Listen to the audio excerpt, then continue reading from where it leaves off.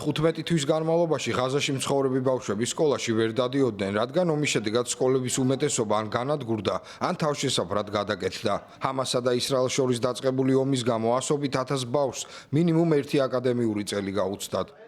როგორც ხედავთ, ფაქტობრივად ნანგრევებში ვცხოვრობთ. ეს ომის შედეგია. თუმცა ვცდილობთ საგანმანათლებლო პროცესისთვის გადავარჩინოთ ის, რისი გადარჩენაც შეიძლება, რომ ეს თაობა ხელიდან არ წავიდეს.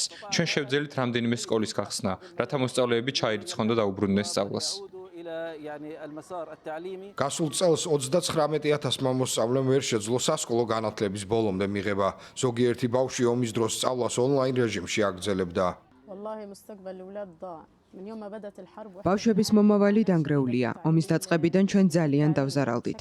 ეს ეხება ზოგადად განათლებასაც. ადრე სკოლები იყო და ბავშვებს გაკვეთილებს მასწავლებლები უტარებდნენ. ახლა კი სკოლები აღარ არის. თითქმის ყველა ოკუპაციის შედეგად დაინგრა. მოსწავლეები განათლებას ვეღარ იღებენ. გაეროს ბავშვთა სააგენტოს UNICEF-ის ინფორმაციით, ღაზაში სკოლის 564 შენობიდან 95%-ზე მეტი დაზიანებულია, დაახლოებით 88% კი მნიშვნელოვან რეკონსტრუქციას საჭიროებს.